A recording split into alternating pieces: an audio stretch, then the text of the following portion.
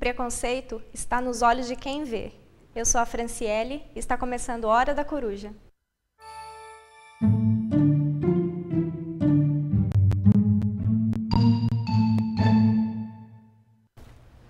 Boa noite, pessoal. Sejam muito bem-vindos à Hora da Coruja. Hoje a gente vai conversar sobre racismo. Isso mesmo, Paulo? Nós fizemos um programa de preconceito, mas... Fizemos. É que esse é especial, né? Especial. Esse é especial sobre dois casos que estão ocorrendo aí na mídia, que a gente está vendo, que um é o caso da Adelaide, do programa do Zorra Total, e o outro é o problema do Monteiro Lobato, né? Sobre os livros didáticos dele serem ou não passíveis de se colocar uma notinha, né? Não, é que, veja, a história do Monteiro Lobato está no seguinte pé. Em 2010, foi feito um técnico em educação, fez uma denúncia para um órgão do governo que cuida das questões raciais. Uhum. Que denúncia? A denúncia é o seguinte, a obra do Monteiro Lobato teria um conteúdo racista ou frases racistas e então ela não poderia ser financiada pelo governo para entregar nas escolas. Porque o governo estaria financiando Porque o governo estaria financiando uma coisa contra a Constituição de 88, que prevê o crime de racismo ou de fomento ao preconceito, etc. Uhum. Bom, aquilo veio no Conselho Nacional de Educação, foi para o Ministério da Educação, o ministro da Educação não quis pôr a mão, né? Que a gente sabe que o Haddad é liso, ele escapa dos problemas, ele não enfrenta, e aí isso aí foi remetido para onde? Para quem cuida de problemas constitucionais, que é o Supremo Tribunal. Tá? E hoje federal. Era o dia do... Então, e hoje era o dia da audiência de conciliação entre as partes que defendem a obra como ela está e as partes que dizem que precisa haver uma modificação na obra. A audiência de conciliação, que ocorreu, pode estar ocorrendo ainda agora, não, agora já está tarde, mas estava marcado para 7 horas no Supremo. Então estava chamado o ministro da Educação, estava chamado as partes, estavam chamadas outras pessoas para a audiência de conciliação, onde a proposta do Supremo era conciliar nos seguintes termos, né? Conciliar significa a parte que defende e a parte que ataca chegariam aos seguintes termos. Não vai se modificar a obra, né?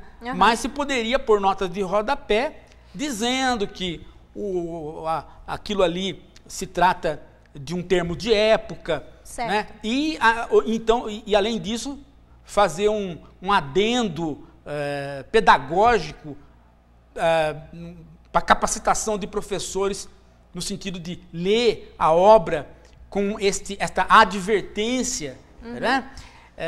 Então eu não sei o resultado, porque nós vamos saber amanhã. Exato. Se a conciliação aconteceu ou não. É até bom, porque a nossa conversa fica neutra, sem saber o resultado, né? Eu vou passar um vídeo, né, agora, mas antes eu quero agradecer ao Lucas Melo Peixoto, que fez uma caricatura sua hoje. Fez uma caricatura minha? Ficou muito bom. O Lucas? Gostou? Vou ver, hein? Depois você dá a resposta pelo Facebook, se você gostou. Você pôs lá no seu Facebook? Eu coloquei, tá no meu Facebook. Obrigado, viu, Lucas? É uma caricatura... Eu sou bonito por natureza mesmo. Mesmo caricaturizado, eu ainda continuo bonito. Mas não vi, vou ver. Muito obrigado por ter feito a caricatura. Pessoal, então o tema de hoje é racismo. A gente vai conversar sobre isso. E eu vou pedir, então, pro Fernando colocar o vídeo da Anastácia e depois a gente volta para conversar. Da Anastácia? Dona B, não é por nada não, hein? Esse cabelo do La Fontaine já não era para ter dado uma cortadinha, não? Nastácia, na época dele, a moda era usar o cabelo assim. Eu, hein?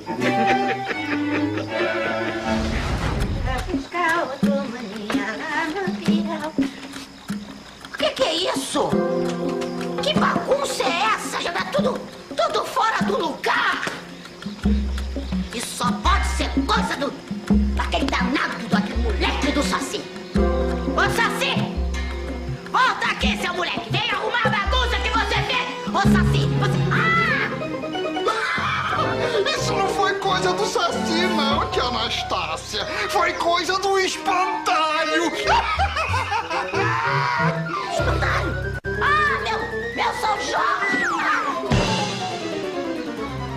Isso já tá ficando monótono.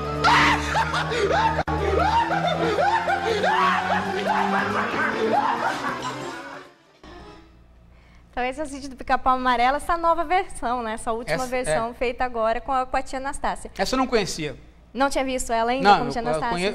Eu conheço a versão do sítio, a primeira versão. Uhum. A primeira versão.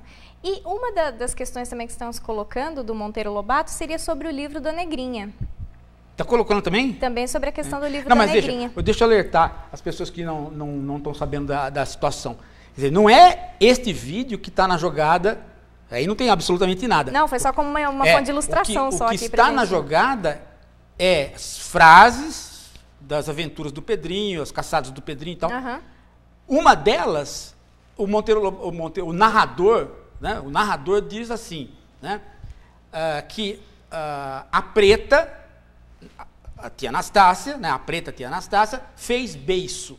Então aí a pessoa que fez a denúncia, ela invocou com duas coisas, né? O fez beiço, né? O fez beiço, por quê? Nós não usamos fez beiço. Poxa, não acho contestável. Eu uso a pessoa fazer beiço. Quando vai chorar, a pessoa faz beiço. A gente diz quando ela tá de birra, ou quando a pessoa tá de birra, ela faz beiço. Tá fazendo beiço por quê? Tá de birra comigo, entendeu? Fez beiço. E também por conta da palavra preta. Né? Mas tem outras passagens. Eu não estou dizendo que o Monteiro Lobato não use as expressões assim no cotidiano. Ele é fazendeiro de Taubaté, no começo do século. Né? Então, esse linguajar dele tá perfeito para o contexto. Agora, o que me parece... Eu acho, viu, Fran? Eu, particularmente, acho a posição do Supremo de conciliação, eu acho ruim. Eu não acho legal. Você acha que não devia nem o quê? Não, eu acho que a obra clássica, sendo obra clássica, ela é intocável. Ela só pode ser tocada... Então, a denúncia não deveria nem ter sido aceita. A denúncia não deveria ter sido acolhida, porque isso é o seguinte, isso é um não entendimento do conceito de literatura. Porque, veja, o que eu estou falando para você é o seguinte, uma obra clássica, ela é caracterizada pelo quê? Ela é caracterizada pelo fato de ela pegar alguma coisa do particular e elevar ao universal. Certo. Né? Então, uma experiência particular pode ser entendida universalmente, pode ser entendida no Brasil, essa é a ideia de clássico. Depois de muito tempo, e geograficamente em outros lugares também depois de muito tempo. Sim. Né? Tanto é verdade que quando nós passamos Escrava Isaura, em qualquer país, em qualquer época, é sucesso. E mesma coisa o Sítio do Pica-Pau Amarelo e mesma coisa os livros do Monteiro Lobato. Aliás, o Monteiro Lobato ainda é o autor que mais vende no Brasil. Né?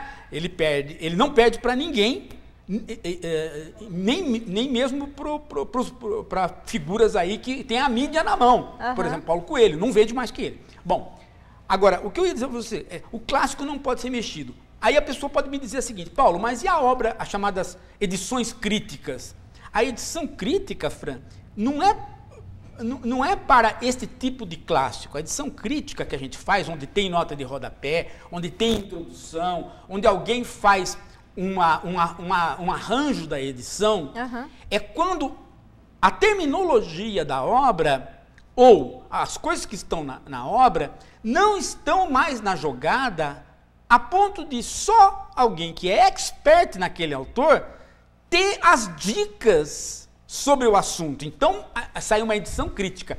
O que o Supremo está propondo não é uma edição crítica, é um didatismo. Sim, um didatismo. Um didatismo perigoso numa determinada obra, que abre um precedente para você fazer um didatismo em foi isso milhões que eu pensei. de outras obras. Você pensou se daqui para frente a gente tiver que fazer isso com todo tipo de obra clássica que a gente quiser imaginar? Um Machado de Assis, por exemplo, não é? Sim. E eu pensei com outra coisa, por exemplo, isso talvez não aconteceria com as músicas, porque existem várias músicas... Você sabe qual é o argumento? O argumento das pessoas é que a obra vai ser financiada pelo governo e vai ser posta na mão das crianças. Né? Então, eles estão imaginando que a obra clássica é a mesma coisa que um programa de televisão. que deve ter um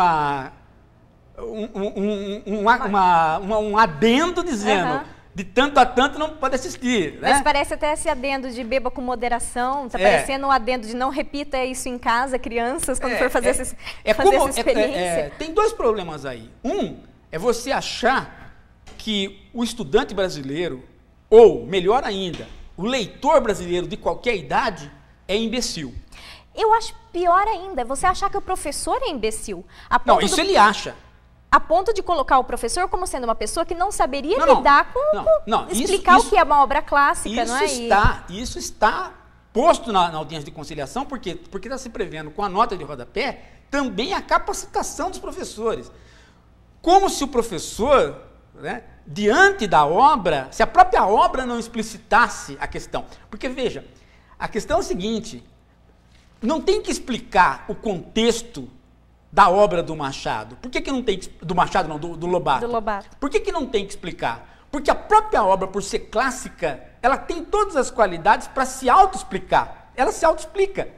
Por quê? Porque é óbvio que se você está nesse país, se você está vivendo essa cultura, você está naturalmente sabendo, né, que a palavra preto desapareceu. E quando ela aparece, ela causa problema. Exato. Você também está, obviamente, sabendo que a palavra preto está sendo reintroduzida.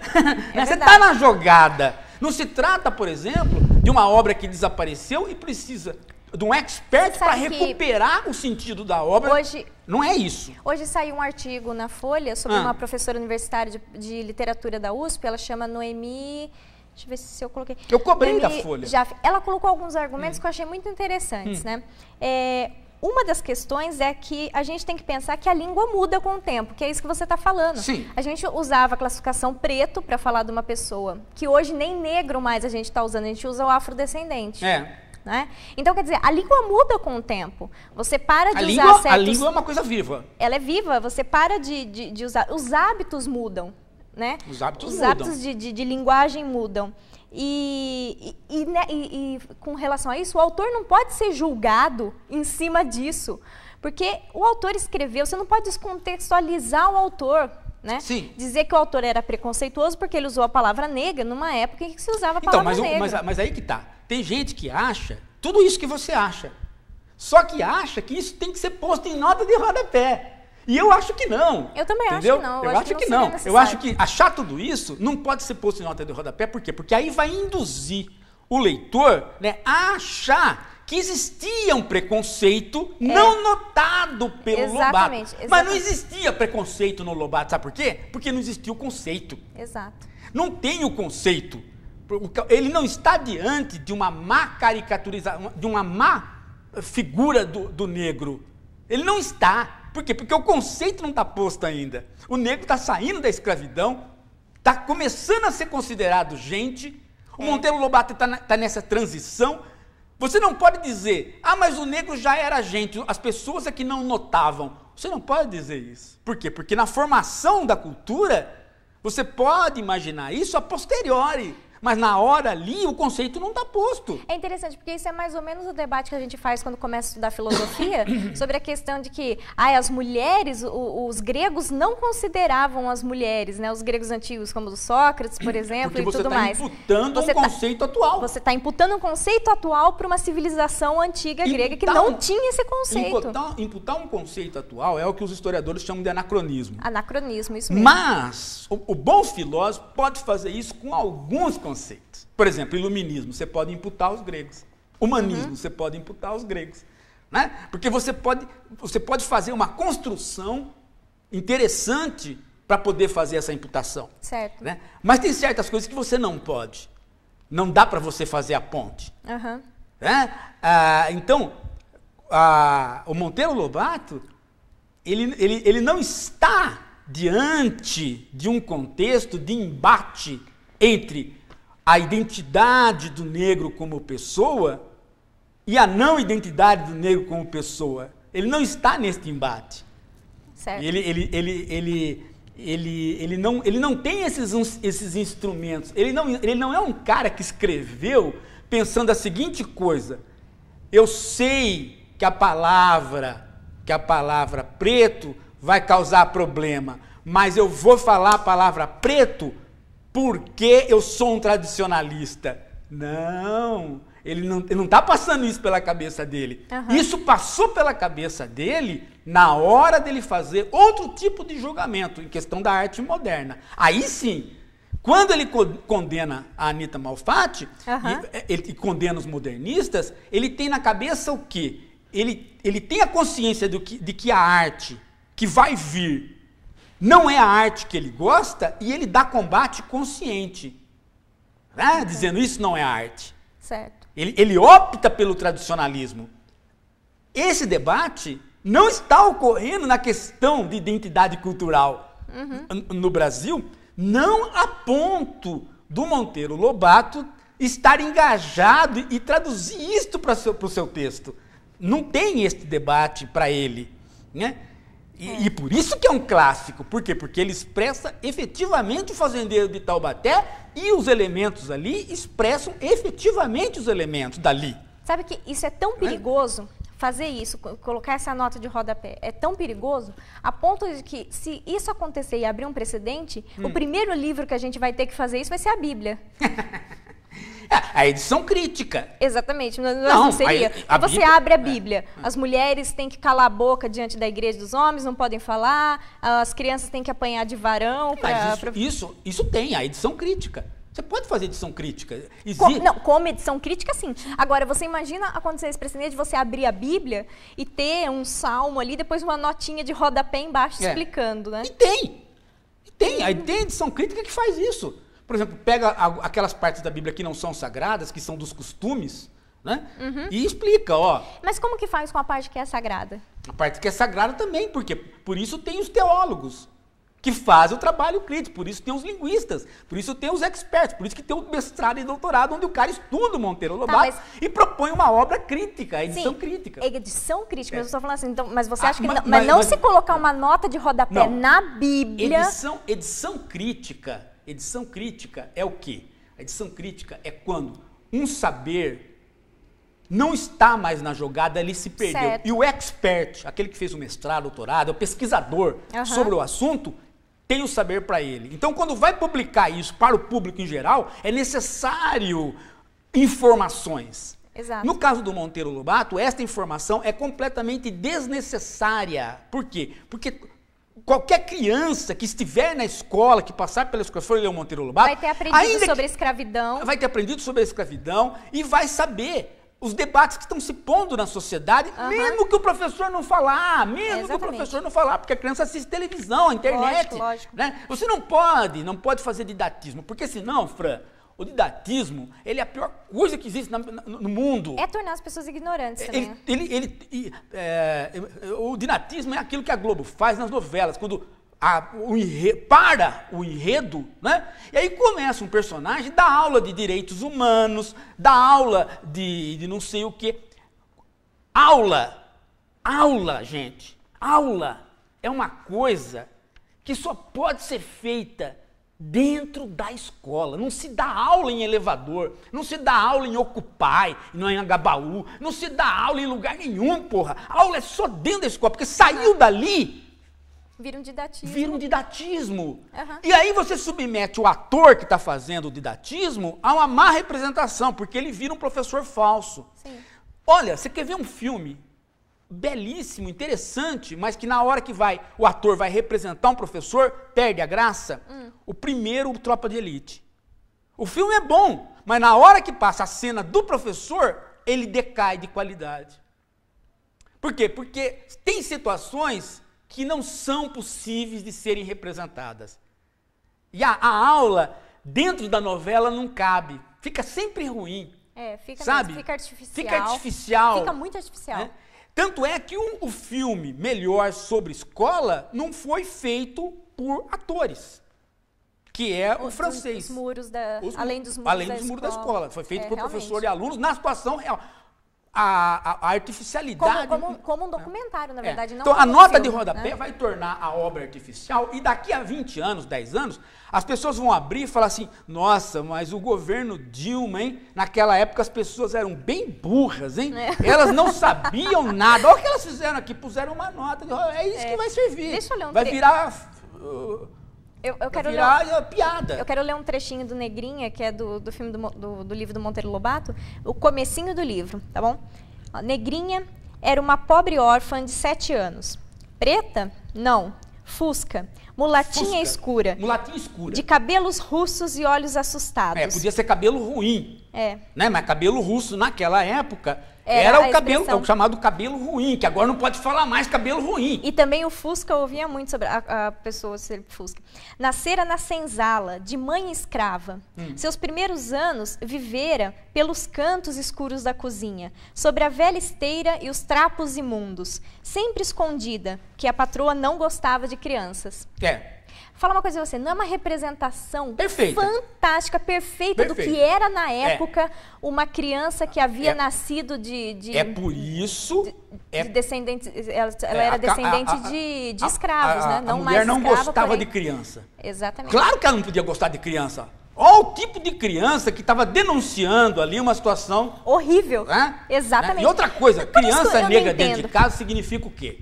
Significa que o pai não é o escravo. O pai é o patrão. Então, já não é para gostar mesmo. Por isso que eu acho que a obra, quando eu li esse trecho, eu não consigo ver o preconceito. Eu consigo ver, pelo contrário, uma denúncia de como era horrível a situação que estava acontecendo. É por isso que é um clássico. Eu penso nisso que você falou. Eu penso nisso de que a menina estava ali, provavelmente filha do patrão. Né? Sofrendo, passando os anos da infância dela completamente escondida, sem poder abrir a boca para falar nada. Ela não nasceu mais escrava, mas ela vinha de pais escravos, porém não era escrava, mas nasceu dentro da senzala e continuava numa situação de vida como se fosse uma escrava ainda. Agora veja só, se ela nasceu na senzala, não era escrava, para onde ela ia? Exatamente. Ela ia para a cozinha ali junto com a mãe, porque a mãe continuava escrava. Exato. Certo? Bom... Ela ia ser tratada como? Diferente do ela já está sendo tratada diferente. Lógico. Já está sendo. Por quê? Porque ela está ali solta, livre. Dentro da casa já do patrão. Né? Se ela não é produto do próprio patrão, ela vai produzir com o patrão. Porque logo ela cresce. Entendeu?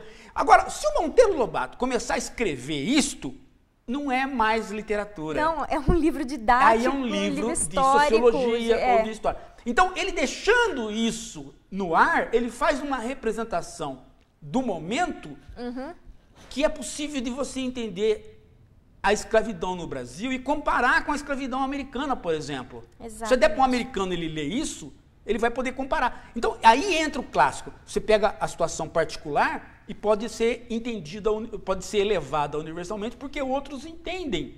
Só que tem que fazer a volta. Qual é a volta? A volta é você ler no universal e poder fazer a volta e voltar no particular. Que às vezes as pessoas não fazem. Né? Voltar no particular para poder comparar. Fazer, bom, como que é o particular depois do Monteiro Lobato? Aí volta, né? E encontra 60 anos depois, né? A neta dessa menina lá na cozinha. Entendeu? Ou então você encontra um tipo de serviço de trabalho parecido de pessoas que estão ali no lugar se submetendo ao mesmo tipo de... Se o sociólogo quiser ler a literatura para colaborar na pesquisa dele como sociólogo, tudo bem. Mas ele não pode, de maneira nenhuma, usar a sociologia para macular a própria literatura enquanto obra de entretenimento, enquanto obra de apanhar você e integrar você na cultura do país. Como é que eu fico... Pô, você quer ver uma coisa interessante? Não existe literatura no Brasil que mostra o dia de libertação dos escravos. Tem pouquíssima coisa. Por quê? Porque a maneira como foi feito é a seguinte: soltaram as pessoas no Rio de Janeiro peladas.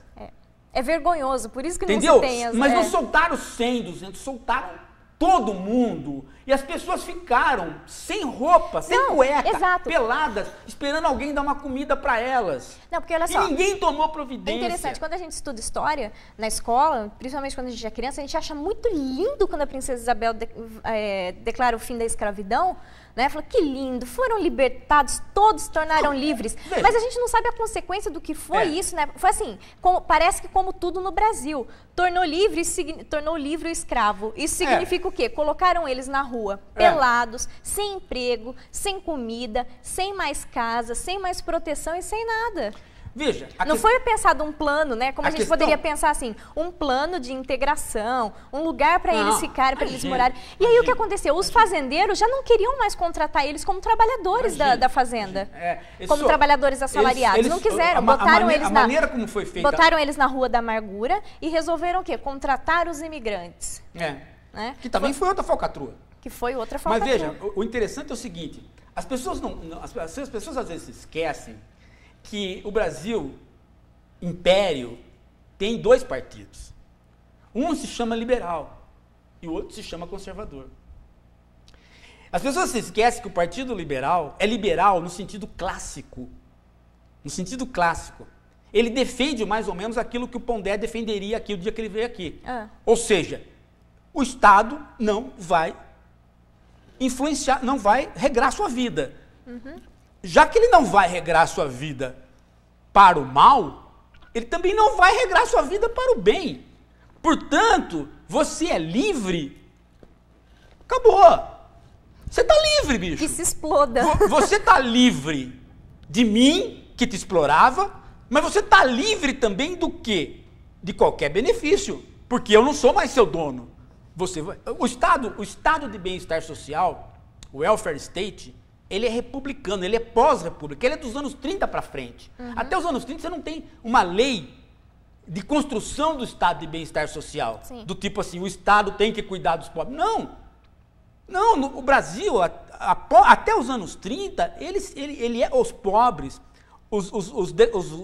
todas as pessoas que não têm posse, não têm poder, não têm dinheiro, não têm parente, essas pessoas são tratadas como os pobres europeus eram tratados, pela igreja.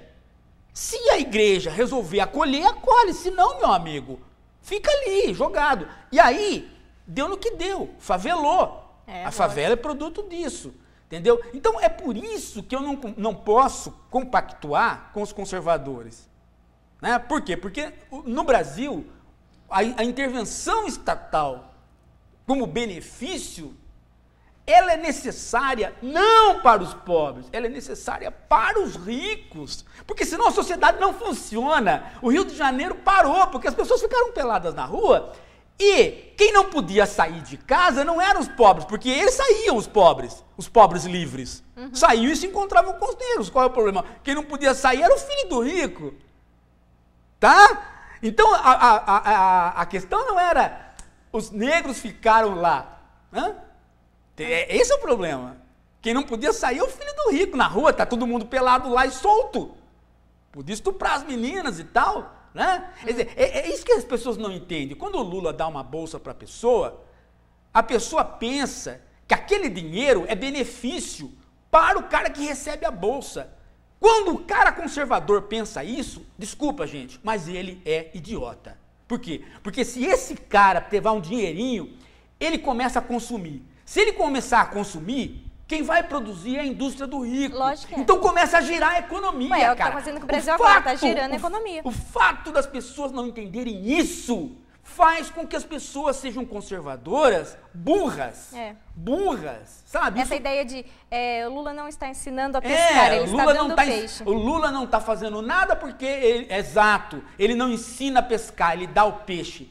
Cara, vocês não estão entendendo. E outra coisa, conservadores, gente, que falam assim, vocês não estão entendendo. Outra coisa, eu acho que as pessoas... Não é isso. Geralmente as pessoas que são esses conservadores, eles não sabem nem o que é a pobreza, eles não têm a menor noção do que é a pobreza. Eles não é um pobre que a gente conhece, ou que a gente se diz pobre, ou, gente, né? Não é um parente nosso que é mais pobre. O pobre, gente, é o cara que realmente passa fome. Nós temos que entender essa situação.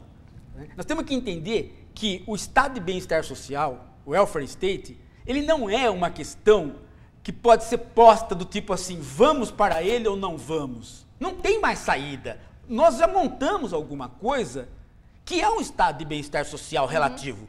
Nós temos aposentadoria, tem um monte de coisa. Né? Então não adianta você dizer que esse estado é penoso, ele cobra muito imposto, porque ou ele aparece para fazer girar a economia, ou não vamos ter pobre nem rico. Por quê? Porque não vamos ter nada. Isso aqui é fundo. Entendeu? Vou fazer um comercialzinho agora, 1 minutinho só. Na volta a gente conversa sobre a Adelaide e responde as perguntas, tá bom?